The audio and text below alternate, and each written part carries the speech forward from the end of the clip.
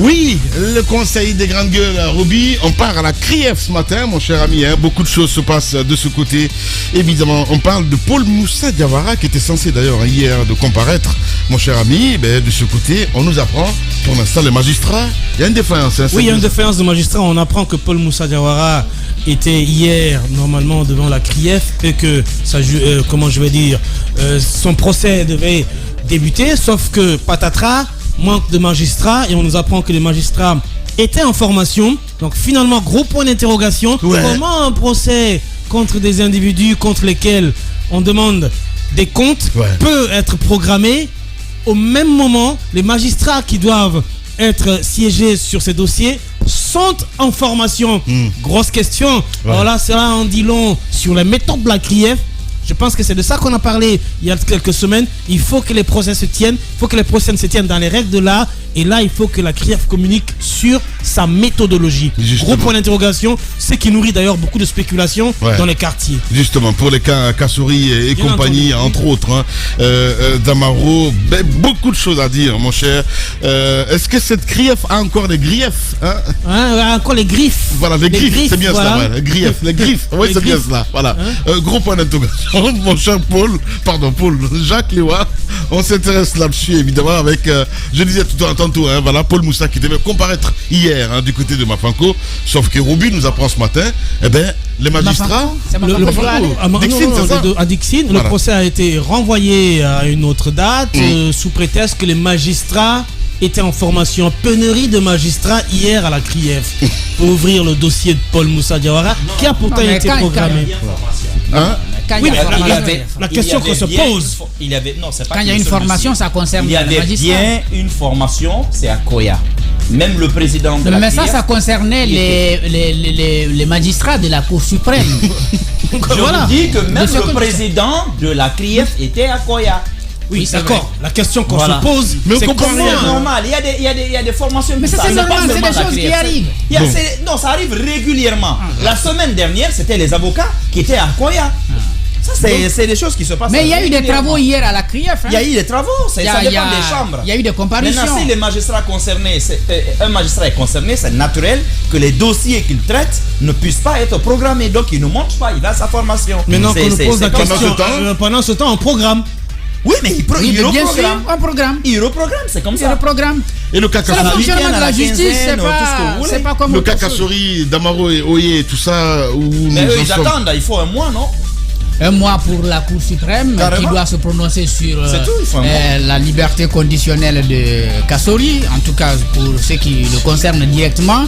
Mais en même temps, au cours de ces un mois, d'après le procureur, il se bat pour programmer, n'est-ce pas, le procès, puisque c'est le procès que les gens demandent. Oui, le procès que les gens demandent, mais le problème c'est que pour l'instant, on n'a pas trop d'informations dessus, parce qu'une fois, on a évoqué le cas Tamba dans cette histoire. Tamba? Pas notre Tamba, voilà. Vous vous souvenez?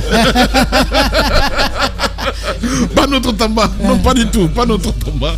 Je parle de cette histoire de Tamba Soué, voilà. Le verdict est tombé dans ça. Voilà. Le verdict est tombé, le Tamba Soué a été condamné, et puis sa mère a bénéficié d'une relaxe pure et simple parce que on a estimé qu'elle n'a pas volé. Maintenant, tous les deux ont interjeté appel. C'est là-bas, c'est curieux.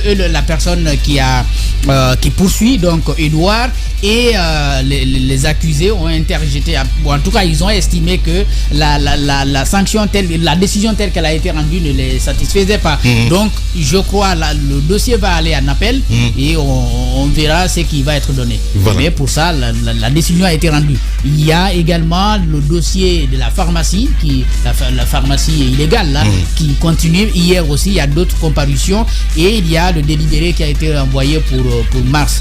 C'est vrai qu'il y a moins de communication autour de ce qui se fait parce que les gros bonnets ne sont pas encore venus et puis n'ont pas comparu. Est-ce que ça serait médiatisé, le cas Kassouri et tout ça?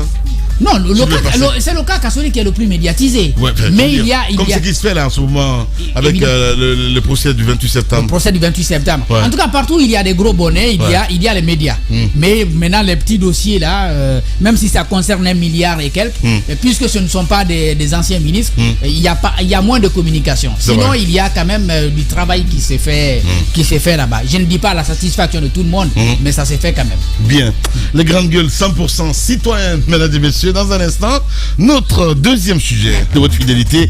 Évidemment, l'ambiance sujet, il faut le dire, on pourrait parler de terrorisme agricole. En tout cas, la question est posée ce matin chez les grandes gueules sur Radio Espace Guinée.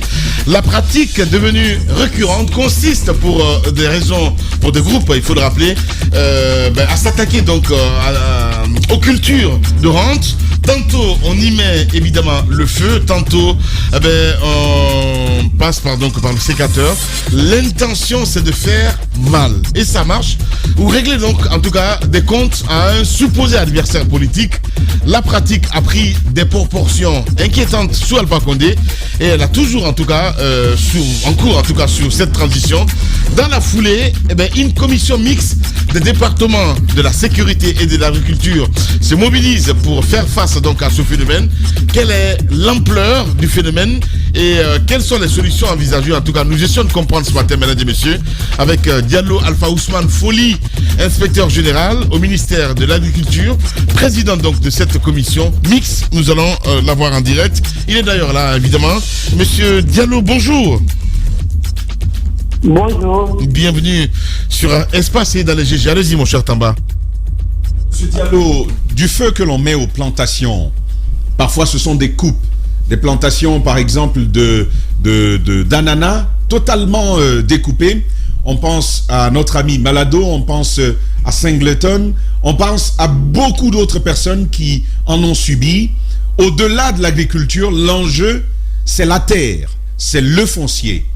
Commençons avec vous à planter le décor. C'est quoi l'ampleur du phénomène aujourd'hui, depuis qu'il y a une commission mixte? Quels sont vos constats? Quel est l'état des lieux? Okay. Merci beaucoup, M. Guillemot, et merci à la Radio Espace pour cette invitation. À l'issue de la groupe que le ministre de l'Agriculture et de l'Élevage a fait au niveau de l'intérieur du pays, des informations ont été remontées par rapport à ces incidents de destruction d'exploitation agricole, aussi bien accidentelle que criminelle. Donc, il a décidé de mettre en place une commission interministérielle. Donc, pour aller plus vite, les principaux constats, pour l'année 2022, on a pu recenser 105 victimes. C'est vrai qu'il y avait des victimes antérieures à 2022, mais le plus haut, c'était en 2022.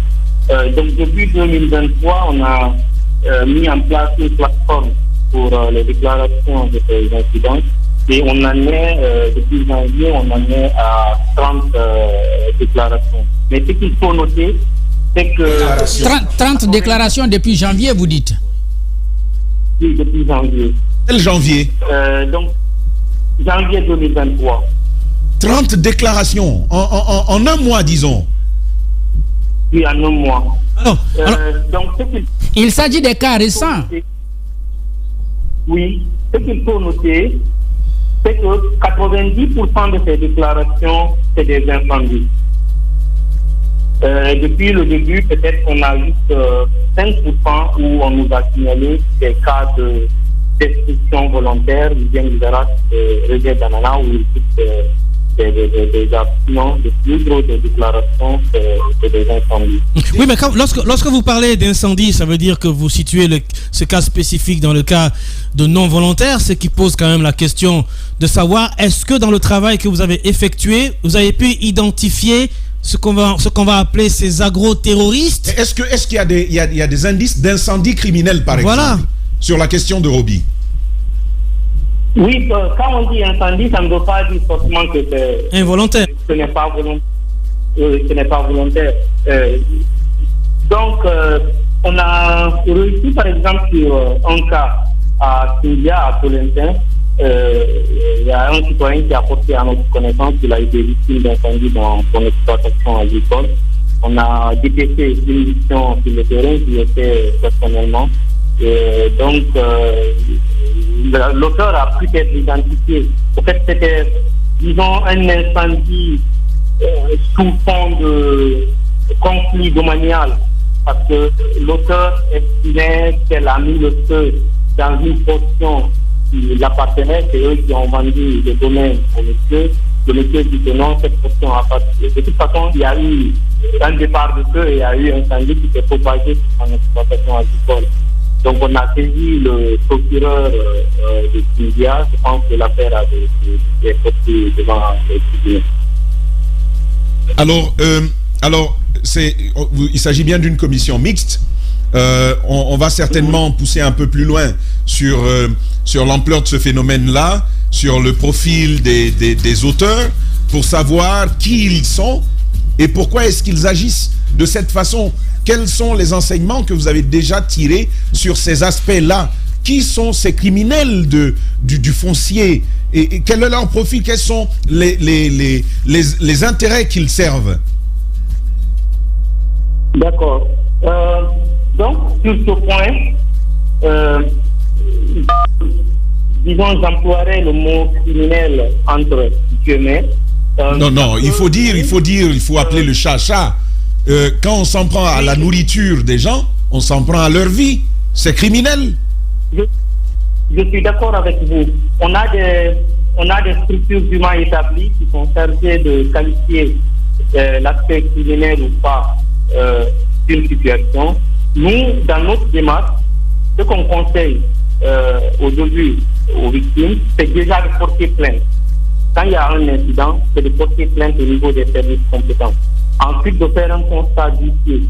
Avec la plainte et le constat d'huissier, les services compétents mènent leur diligence. Maintenant, si à l'issue de ces enquêtes, on estime qu'il est établi que c'est criminel, là, nous assurons au niveau du ministère de la Justice, en collaboration avec la gendarmerie et la justice, Vous ne répondez pas à ma question, cher inspecteur. Ma question, c'est au terme, parce que là seulement en un seul mois, il y a jusqu'à 30 cas. Mais par le passé, ça existait. J'ai évoqué le cas de Malado, j'ai évoqué le cas de l'artiste Singleton, et il y a d'autres. Il y a cette bonne dame qui a perdu ses rejets. On a carrément arraché chacun de ses plans s'ils n'ont pas été défrichés. C'est quoi le profil de ces gens-là? Qui sont-ils? Qui sont ces destructeurs de plans? Et surtout, pourquoi l'État ne les poursuit pas? Qu'est-ce qu'ils poursuivent comme objectif?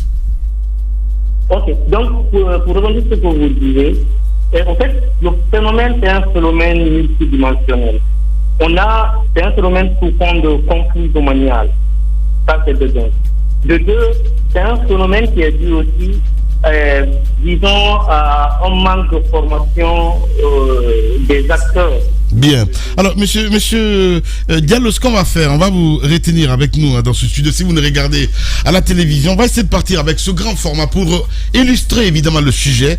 Ça se passe du côté de Kindia. C'est un grand format signé Aboubacar Kevin Silla. Après un an et demi, les 38 000 pieds d'ananas que la jeune étudiante a plantés en 2020 sur un demi-hectare sont tous partis en fumée. Ils m'ont appelé. Moi, j'ai pensé que c'était le voleur qu'ils ont pris dans mon champ. Du coup, quand je suis venue, je suis arrivée dans mon champ, j'ai trouvé un incendie, le feu a pris tout mon champ. Là où j'étais arrêtée, je ne me retrouvais plus. J'ai resté à pleurer, les amis m'ont sensibilisé, ils m'ont dit, Nialène, c'est pas la fin du monde, prends du courage. Son rêve de voir ses ananas lui rapporter beaucoup plus de revenus après récolte est de nos jours brisé.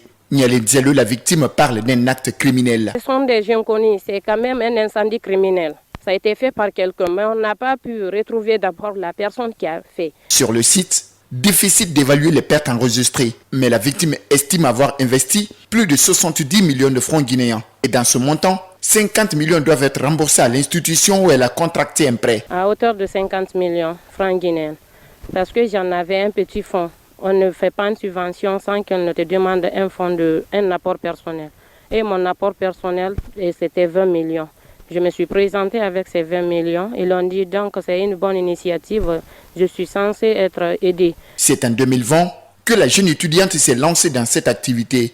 C'est sa toute première expérience. Et voilà qu'elle vient d'être brisée par cet incendie. Prendre les précautions contre ça et surtout nous aider. Il connaît combien de fois quand tu investis dans l'agriculture et combien de sommes d'argent coûtent dans l'agriculture. Le domaine où la victime s'est installée lui a été baillé pour une période de 3 ans en raison de 2 500 000 francs guinéens.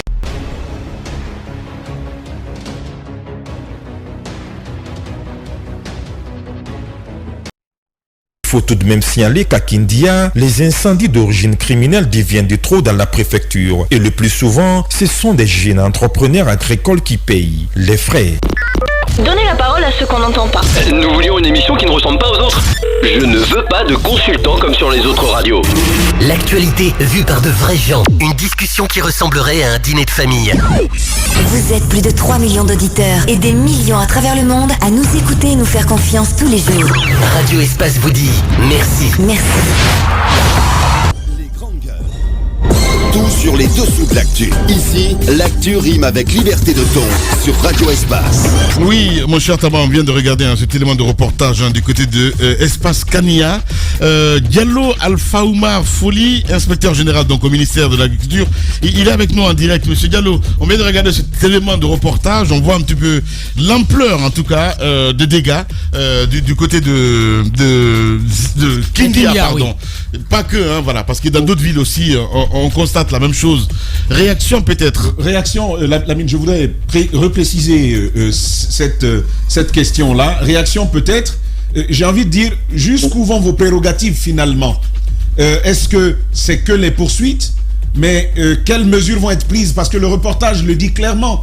La jeune dame s'est endettée, 50 millions, et elle veut savoir ce qui s'est passé pour pouvoir faire face à ses charges désormais. Donc, merci beaucoup. Nous compatissons, disons, à l'incident qui a suivi cette dame. On est déjà rentré en contact avec elle et on l'a mis en relation avec nos services déconcentrés, à savoir la direction préfectorale de l'agriculture et de l'élevage du Sénégal. Ils vont aller faire le constat sur le terrain. Et on lui a demandé de porter plainte au niveau de la gendarmerie, parce qu'encore une fois, c'est eux qui sont outillés pour mener des enquêtes et établir les faits et poursuivre les éventuels auteurs. Donc nous, notre commission, le travail du ministère de l'Agriculture, c'est de faire la promotion de l'agriculture, d'accompagner ceux qui s'investissent dans ce domaine. Mais est-ce que finalement votre travail ne devient pas assez compliqué, monsieur Diallo? Vous faites le travail de constat, en fait. Vous faites le constat, vous dites aux gens de porter plainte alors qu'ils ne savent même pas, ils vont porter plainte contre X, ils ne savent même pas qui est venu clandestinement mettre le feu à leur plantation. Est-ce qu'aujourd'hui, vous n'avez pas trop de difficultés? J'ai envie de dire, avez-vous des marges de manœuvre vraiment? Oui, en fait, nous définissons la stratégie. C'est pourquoi on a impliqué tous les départements concernés. Vous avez le ministère de l'Environnement, vous avez le ministère de l'Administration du territoire, vous avez le ministère de la Sécurité, vous avez le haut commandant de la gendarmerie, vous avez le ministère de la Justice. Donc nous assurons que à chaque niveau, au niveau des responsables déconcentrés, au niveau des institutions judiciaires, que ces plaintes-là, que ces dossiers-là soient traités avec diligence. À cet effet, on a rencontré le procureur de la République qui nous a assuré de son soutien. C'est ce qui a d'ailleurs conduit à la diligence du cas dont je vous parlais à Kindia. À quel niveau le ministère de l'Environnement est impliqué? Parce qu'on sait bien que les feux, je ne veux pas parler de cas de feu de brousse dans ce cas, mais bon, c'est quand même brûler un projet agricole. C'est criminalisé dans notre pays. Est-ce que les agents forestiers sont mis en contribution parce que eux, ils peuvent être à même d'aider les autorités à mener les enquêtes, non? Oui, effectivement, les constats qui sont faits, généralement, ça se fait avec les représentations locales de eaux et forêts. Ils vont avec les agents du ministère de l'Agriculture, avec la gendarmerie, et ils font le constat sur le terrain. Voilà. Maintenant, encore une fois, la principale difficulté, c'est que je dirais sur peut-être 70% des cas, les gens ne portent pas plainte. Et quand vous ne portez pas plainte, il y a, disons, on a aucun moyen d'aller sur le terrain pour vérifier. Nous, le ministère de l'Agriculture, on n'a pas un service d'enquête. C'est encore une fois, c'est la gendarmerie, la police. Est-ce qu'aujourd'hui, vous songez par exemple à un mécanisme de sécurisation des zones de production? Parce que les champs agricoles, on ne dira pas qu'il faut poster un policier devant chaque champ. Ou mettre des caméras de surveillance. Ne serait-ce que des dispositifs qui pourraient, dissuasifs, ça pourrait, n'est-ce pas, éviter que les gens se donnent du loisir à mettre du feu à tout. Justement, c'est pourquoi, dans notre stratégie, le premier volet de notre stratégie, c'est vraiment la prévention. Parce que nous ne sommes pas là pour gérer des victimes. Nous sommes là plutôt pour qu'il n'y ait pas de victimes. Et dans cette prévention, on est en train de déployer au niveau du ministère de l'Agriculture, on est en train de déployer des conseils agricoles dans toutes les circonscriptions de la ville. Bien. Oui, mais monsieur Diallo. Monsieur Diallo, dans le cas d'espèce, c'est pas les conseillers agricoles qu'il faut. Il faut renforcer les patrouilles forestières pour qu'il y ait au moins, comme Jacques disait, des moyens dissuasifs. Si ce n'est par exemple un jour surprendre un agro-terroriste. Oui, c'est vrai que l'idée que vous avancez, elle est intéressante, elle pourrait être intégrée dans la stratégie, mais encore une fois, je pense que la sensibilisation et la prévention sont de mise aussi. Parce que vous parlez de criminels, je sais qu'il y a une forte dose aussi d'accidentels. Les gens ne savent pas comment entretenir les plantations et ça augmente le risque. Même s'il y a une volonté criminelle, quand c'est bien entretenu, quand il y a des facteurs qui sont mis au niveau des plantations, ça minimise le risque d'incendie. Bien. J'ai reçu hier un monsieur qui est venu, il y a le champ de son voisin qui a pris feu, ça fait propager sur son exploitation aussi. S'il y avait des facteurs au niveau de ces plantations, peut-être que le feu allait être circonscrit. Mais encore une fois, l'engagement du ministère, c'est vraiment de traquer tout ce qui se livre à des actes volontaires sur les exploitations agricoles. Voilà, même si on attendait beaucoup plus la gendarmerie, évidemment, sur ce coup, parce que vous n'êtes pas des gendarmes, et ça c'est très important. Merci beaucoup en tout cas, monsieur Diallo, d'avoir accepté notre invitation ce matin. Les grandes gueules continuent tous les matins sur Radio Espace, également aussi sur Espace TV. On en vient sur d'autres sujets, mon cher Jacques Lévaleno. Oui, complément d'info. Allez, tu peux allumer le micro. Je voulais quand même préciser que nous sommes face à une situation des plus graves. Déplorable. Des plus graves. Ouais. Il faut saluer la mise en place d'une telle commission.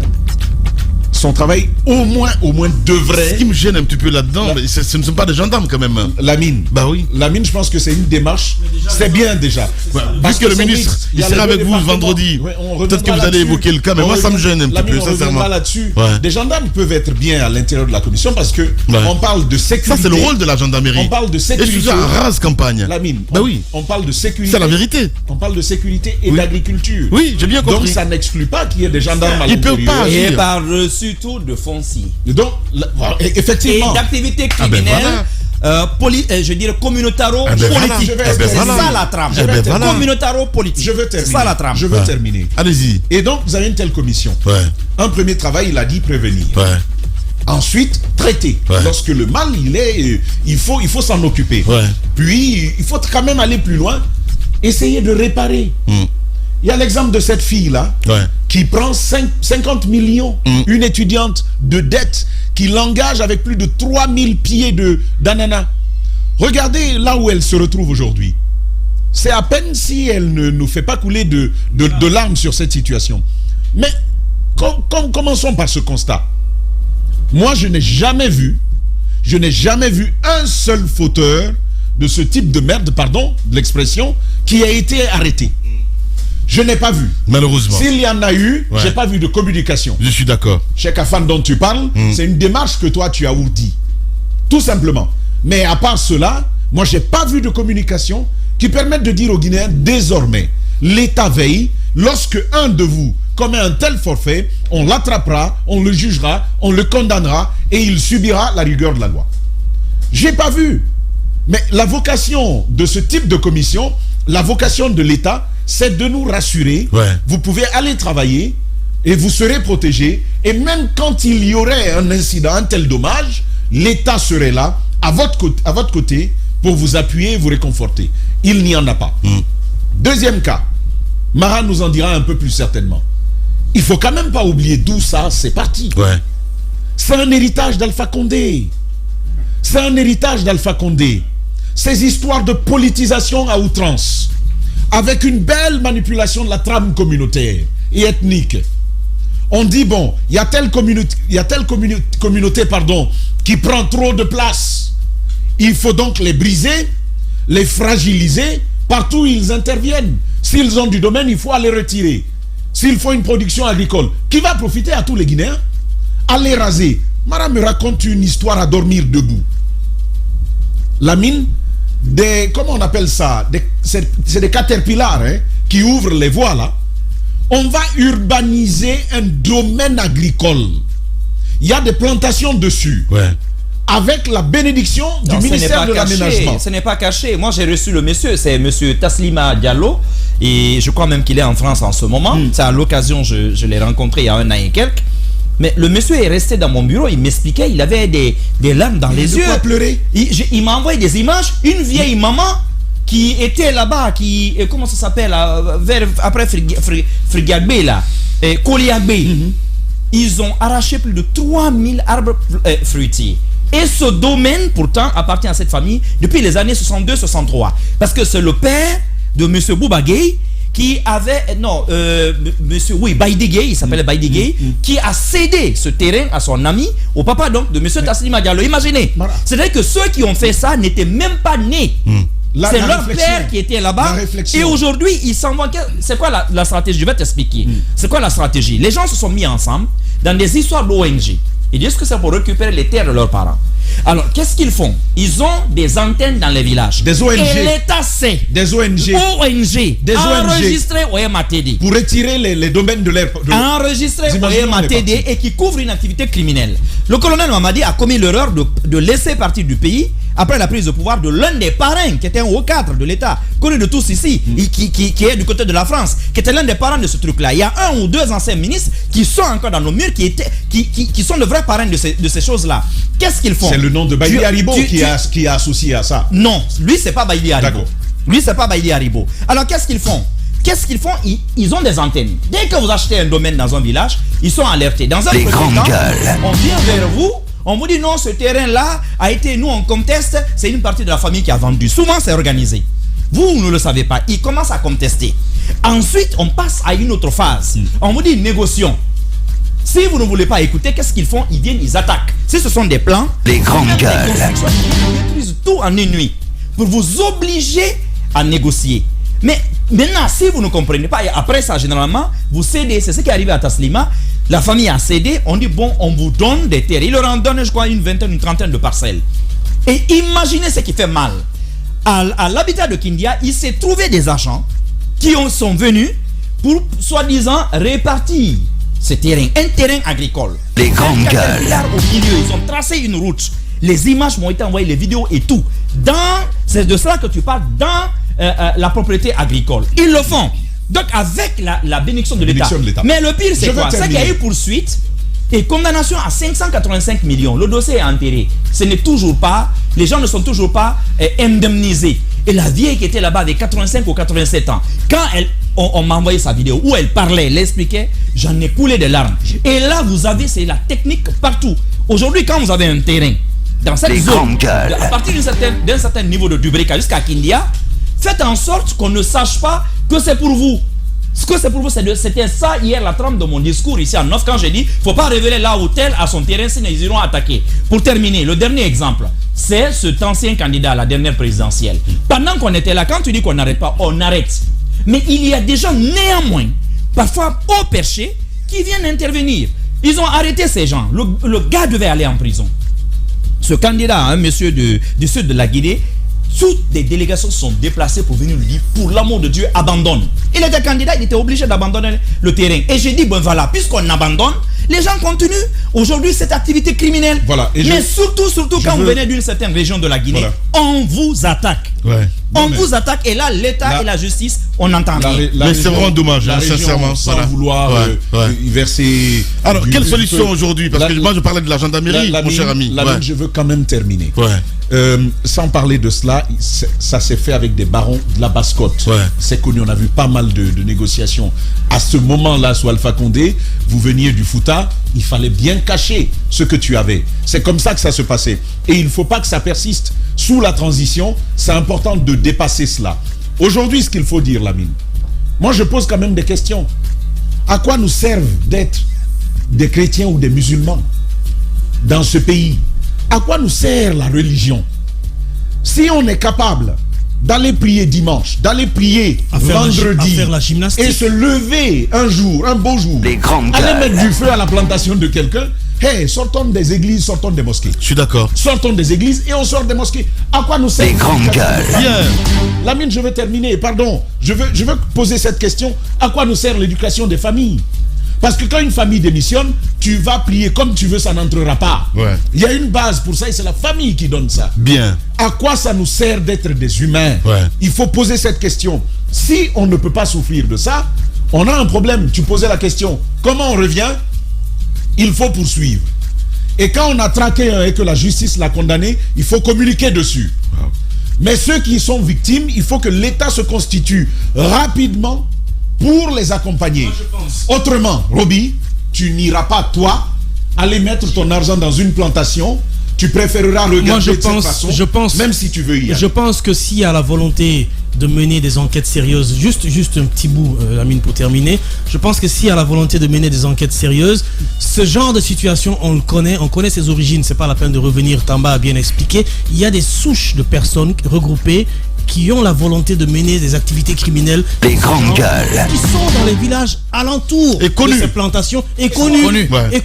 Donc la première enquête, c'est de se diriger vers ces gens-là et avoir des brides d'informations qui peuvent conduire aux criminels qui ont causé ça. Mais si on ne se bouge pas, ça va continuer. Voilà, allez-y. Je pense que puisque la commission mixte est mise ici, à partir du ministère de l'Agriculture, même s'il y a d'autres représentations, il faut faire en sorte que cette commission intègre les chefs coutumiers. Absolument. Il faut les responsabiliser.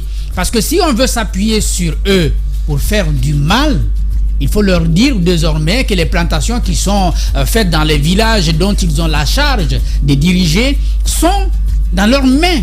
Et ils n'ont qu'à faire en sorte que leurs enfants, puisque on peut supposer que ce sont leurs enfants qui opèrent clandestinement. Peut-être qu'ils sont au courant, peut-être qu'ils ne sont pas au courant. C'est à eux il faut les responsabiliser. Et en même temps, Roby parlait des agents des eaux et forêts, donc ils relèvent du ministère de l'Environnement. Je crois que leur travail ne doit pas seulement s'arrêter au bord de la route pour voir quel camion transporte du bois. Ou bien du charbon du bois. Il faut que ça serve à voir ce qui se passe autour des zones de production. Parce que c'est cela. Ils travaillent, ces agents. Mais ils sont à l'intérieur du pays. Pourquoi? Leur boulot, c'est ça. Ils ne travaillent pas. Parce que s'ils ne travaillent pas, je crois que c'est très dangereux. Ils ne doivent pas être seulement là pour réprimer des gens. Il faut qu'ils sécurisent. C'est en ce moment on saura effectivement que nous n'avons pas un ministère d'environnement pour rien. Ce que je voulais ajouter pour conclure, Jacques, c'est que comme le Tamba le disait, parfois ce sont des actes qui parfois mènent à une certaine fierté, parce que évidemment c'est politique. Donc pour conclure, je dis que ça se termine toujours par des discussions dans des villages. Ah oui, moi je suis allé hier, j'ai fait ceci, j'ai fait cela. Donc quand les enquêtes sont menées sérieusement, les coupables peuvent être retrouvés. Ouais, c'est bien dit. Allez, merci à vous qui nous rejoignez sur Radio Espace. Dans un instant, le mur du jour. Faire bouger les choses, s'opposer aux diktats, ce n'est pas facile. Toujours populaire, qui dérange d'un côté quand ça arrange et arrange d'un côté quand ça dérange. Les grandes gueules sur Espace, votre vitamine matinale dont on ne peut plus se passer. Dire tout haut ce qu'on pense tout bas. C'est ça. Les grandes gueules. Radio Espace, Espace TV, les GG, le mur du jour. Le mur du jour, mesdames et messieurs, parrainé par Antoine Kourouma, évidemment. Allez. Non, mais c'est notre parrain. Grand Co. Non, mais c'est notre sponsor. Grand Co. Le sponsor du mur. Oui. C'est le sponsor officiel de la rubrique le mur du jour. Le prix Antoine Kourouma du mur du jour. C'est notre sponsor, évidemment. Allez-y, ma grande Sané. Alors, le mur du jour. D'abord, ça s'est joué entre 3 personnes, Ruby, Jacques et puis Tamba. Ruby et Jacques ont eu 3 murs et le mur du jour c'est Tamba avec 5 murs. Ouais. Bravo. Félicitations. Bravo. Félicitations. Ouais. Tu sais, Lamine, on demande à Toto comment tu fais pour être toujours le dernier. Il dit Alhamdoulilah, chez nous c'est toujours comme ça depuis plusieurs générations. Donc hier c'était le papa, aujourd'hui c'est moi, c'est un héritage. Voilà. Allez, vous restez là.